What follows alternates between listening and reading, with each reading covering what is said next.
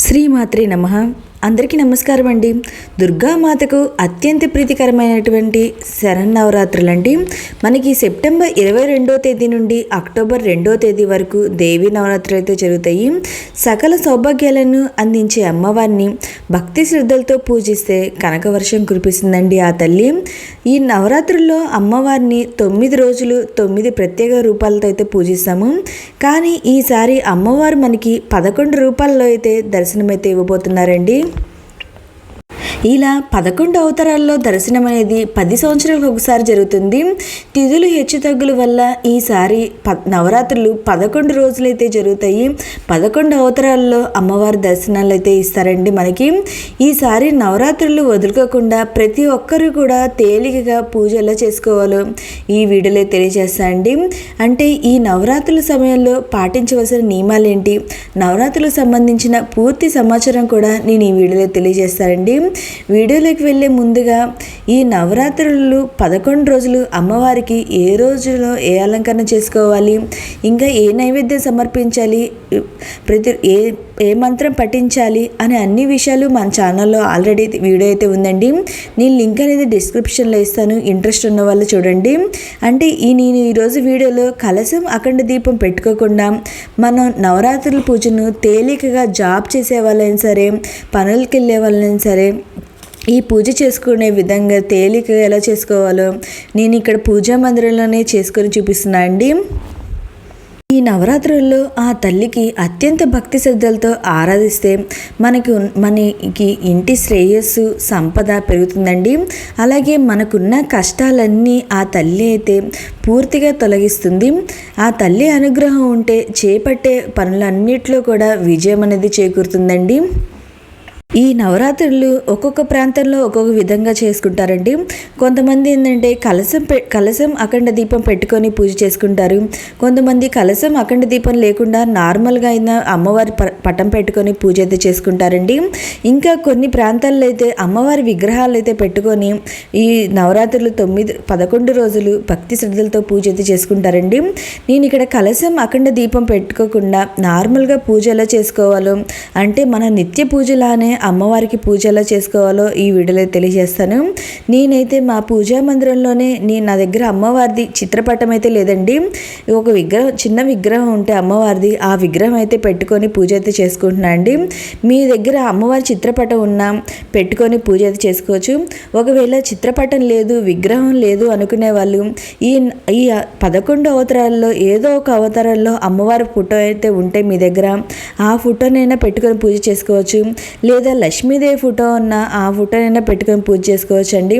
లేదా సరస్వతి అమ్మవారు కానీ, లేదా లలిత అమ్మవారు కానీ, వీళ్ళలో ఎవరు ఉన్నా కానీ ఆ తల్లిని అయితే పెట్టుకొని ఈ 11 రోజులు భక్తి శ్రద్ధలతో ఆ తల్లికి పూజ అయితే చేసుకోవచ్చు. మనం ఈ నవరాత్రి పూజని పూజా పీఠం ఏర్పాటు చేసైనా చేసుకోవచ్చండి. అంటే చిత్రపటం పెట్టుకొని పూజా పీఠం మీద పెట్టుకునైనా పూజ చేసుకోవచ్చు. లేదా దేవుడు మందిరంలోనే మనం అమ్మవారికి నిత్య పూజలాగైనా చేసుకోవచ్చండి.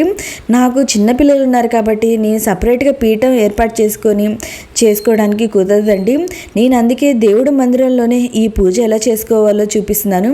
ఇంకా నాలాంటి వాళ్ళు చాలామంది ఉంటారు, జాబ్ చేసుకునే వాళ్ళు, పనులకి వెళ్ళే వాళ్ళు, అయ్యో చేసుకోలేదు అనుకోకుండా వాళ్ళు ఇలా సింపుల్గా తేలికగా మనం ఆ తల్లికైతే ఈ నవరాత్రులు 11 రోజులు భక్తి శ్రద్ధలతో ఆ తల్లికి పూజ అయితే చేసుకుంటే కనకవర్షం కురిపిస్తుందండి. ఆ తల్లి మనకున్న అన్ని బాధలు కష్టాలు అన్నీ తొలగింప చేస్తుంది.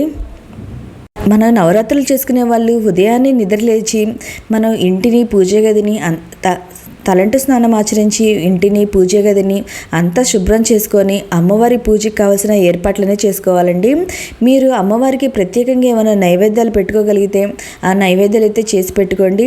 ఒకవేళ మేము ఏమి నైవేద్యం పెట్టలేము అనుకునే వాళ్ళు మీరు ఒక బెల్లం ముక్క పెట్టినా కానీ అమ్మ అయితే తృప్తి చెందుతుందండి. ఇంకా అమ్మవారిని చక్కగా అలంకరణ అనేది పూలతో అలంకరణ చేసుకోండి. మీకు ఏ అందుబాటులో ఉంటే, మీకు ఏ పూలు అందుబాటులో ఉంటే అవే తెచ్చి పెట్టుకోండి. నేను ప్రతిరోజుకి ఒక్కో రకం పువ్వులు అయితే చెప్పండి, మీరు అవే పెట్టుకోవాలని అవసరం లేదండి. మీకు అందుబాటులో ఏ పూలున్నా ఆ పూలు అయితే తెచ్చుకొని ఆ తల్లికి చక్కగా అలంకరణ అనేది చేసుకొని పూజ అయితే చేసుకోవచ్చు. పీఠం ఏర్పాటు చేసుకుని పూజ చేసుకునే వాళ్ళు ఏంటంటే ఒక పీట పైన ఒక వస్త్రాన్ని వేసి, ఒక ఎర్రటి కానీ పసుపుది కానీ వస్త్రాన్ని వేసి 3 గుప్పెలు బియ్యం అనేవి వేసుకొని వాటిపైన పసుపు కుంకుమ అక్షింతలు వేసుకొని అమ్మవారి చిత్రపటం అనేది పెట్టుకొని ఈ పూజ అయితే చేసుకోవచ్చు. ఒకవేళ పూజా మందిరంలో చేసుకుంటే మన పూజ అందరి దేవుడి పటాలతో అమ్మవారి పటం పెడతాం కాబట్టి బియ్యం అయితే ఏమవసరం లేదండి. నేను ఇక్కడ విగ్రహం ఉంది కాబట్టి ఒక ప్లేట్లో 3 గుప్పెలు బియ్యం అనేది వేసుకొని అమ్మవారి విగ్రహం అయితే పెట్టుకొని అమ్మవారికి చక్కగా పూలతో అలంకరణ అయితే చేసుకున్నా అండి. నా దగ్గర ఉన్న కొన్ని పూలతోనే అలంకరణ చేసుకున్నా అండి. నేను భారీగా ఏం అలంకరణ కూడా చేసుకోలేదు. సింపుల్గా మనం నిత్యం ఎలా దీపారాధన చేసుకుంటామో మనం పూజా మందిరంలో అలాగే పూజ అయితే చేసుకున్నా అండి. నవరాత్రుల రోజు కూడా మనం ఏ పూజ చేయాలన్నా ముందుగా గణపతికి పూజ అయితే చేయాలండి. గణపతికి ధూపం దీపం నైవేద్యం సమర్పించి హారతి అనేది ఇవ్వాలి. నేను ఇక్కడ నైవేద్యంగా బెల్లాన్ని అయితే సమర్పించాను. తర్వాత హారతి అనేది ఇచ్చానండి. ముందుగా గణపతికి పూజ అయితే చేసుకోవాలి. మీరు సపరేట్గా పీఠం ఏర్పాటు చేసుకునే వాళ్ళు విగ్రహం అయినా పెట్టుకోవచ్చండి గణపతిది, లేదా పసుపుతో చేసిన గణపతిని అయినా చేసుకొని పెట్టుకోవచ్చు.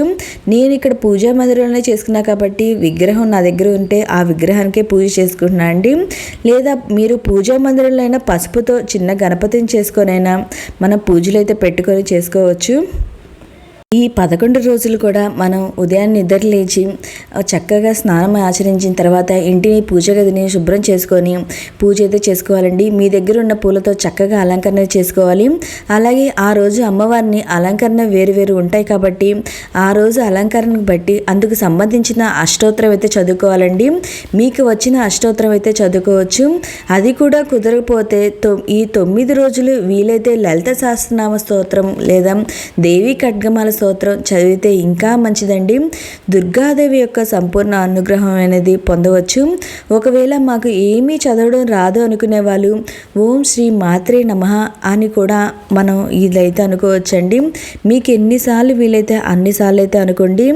ఇంకా ఒకవేళ చదవడం రాని వాళ్ళు వినడం అయినా చేయాలి. ఈ 11 రోజులు మీరు ఏ ఫోటో అయినా పెట్టుకున్నా సరే డైలీ అమ్మవారి దగ్గర దీపారాధన చేసి పుష్పాలు పండ్లు నైవేద్యం సమర్పించి లలిత సహస్రనామం దేవి ఖడ్గమాల స్తోత్రం చదివి చాలా మంచిదండి. ఒకవేళ నవరాత్రుల్లో ఎటువంటి పూజలు చేయలేని వారు దేవి ఖడ్గమాల స్తోత్రం విన్నా చదివినా అద్భుతమైన ప్రయోజనాలు అయితే ఉంటాయండి.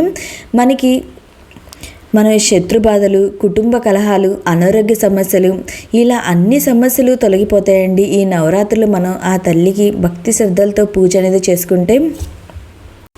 ఇక్కడ నేను అమ్మవారి అష్టోత్తరం చదువుకుంటా కుంకుమతో అర్చనది చేసుకుంటున్నా అండి. మీ దగ్గర కుంకుమతో ఒక ప్లేట్ తీసుకొని ఆ ప్లేటులో మనం కుంకుమతో అమ్మవారి అష్టోత్తరం చదువుకుంటా కుంకుమతో అర్చనది చేసుకోవచ్చు. ఇంకా పూలతో అనేది అర్చనది చేసుకోవచ్చు. మీ దగ్గర ఏ వస్తువులు అంటే చిట్టి గాజులతో చేస్తారు కొంతమంది, అలా ఏమున్నా వాడితో అయినా అమ్మవారికి అర్చన అనేది చేసుకోవచ్చండి. ఇంకా ఏమీ లేదనుకునే వాళ్ళు డైలీ ఇలా కుంకుమతో అర్చన అనేది చేసుకోవచ్చు. చాలా మంచిది. ఈ నవరాత్రుల్లో అమ్మకి కుంకుమతో అర్చన అనేది చేసుకుంటే. ఇంకా మీకు ఈ నవరాత్రులు 11 రోజులు పూజ చేయడం కుదరలేదు అనుకునే వాళ్ళు కనీసం నవరాత్రులు మొదట్లో 3 రోజులైనా లేదా చివరిలో 3 రోజులైనా చేయండి. ఒకవేళ ఇది కూడా కుదరట్లేదు అనుకునే వాళ్ళు లాస్ట్లో 1 రోజైనా సరే ఆ తల్లికి పూజ అయితే చేసుకోండి. లేదా మూల నక్షత్రం రోజైనా అంటే సరస్వతీదేవి సరస్వతీదేవి అవతారం రోజు ఆ రోజు పూజ చేసుకున్న మనకి ఈ నవరాత్రులు చేసిన ఫలితం అయితే ఉంటుంది. ఇంకా ఈ 11 రోజులు కూడా మనం మాంసాహారం అనేది తినకూడదండి. బ్రహ్మచర్యం అనేది పాటించాలి. ఇంకా కలశం అఖండ దీపం పెట్టుకొని పూజ చేసుకుంటున్న వాళ్ళైతే నేల మీద పడుకోవాలండి. వాళ్ళు ఎవరితో గొడవలు పడకూడదు, బయటికి అనేది వెళ్ళకూడదు. నియమ నిష్టలతో ఆ తల్లికి పూజ అయితే చేసుకోవాలి. అమ్మవారికి నైవేద్యం అనేది సమర్పించి లాస్ట్లో కర్పూర హారతి అనేది ఇచ్చానండి. తర్వాత అమ్మవారికి ధూపం అనేది వేయండి. మీరు నారికేలం సమర్పించాలనుకుంటే అమ్మవారికి నారికేలం అనేది సమర్పించండి.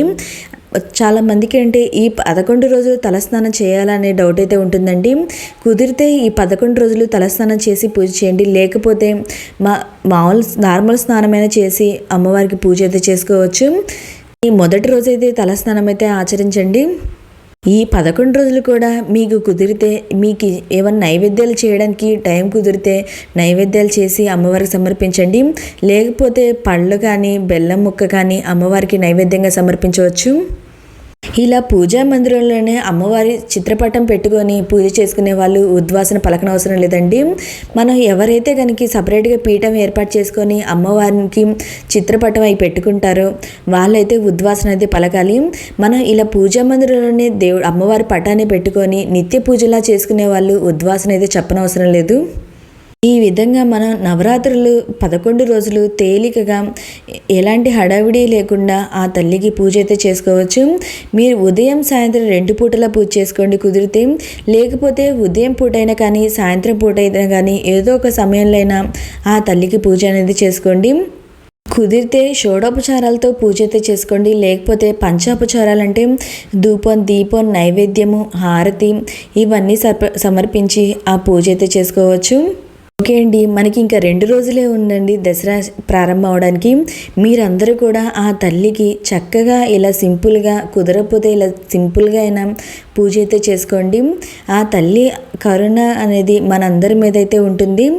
ఓకే అండి, మీకు ఈ వీడియో నచ్చినట్టయితే లైక్ చేయండి. మీకేమన్నా సందేహాలు ఉంటే నా కామెంట్ బాక్స్లో కామెంట్ పెట్టండి. ప్రతి ఒక్కరికి రిప్లై అనేది ఇస్తాను. మీ ఫ్రెండ్స్ అండ్ ఫ్యామిలీ మెంబర్కి షేర్ చేయండి.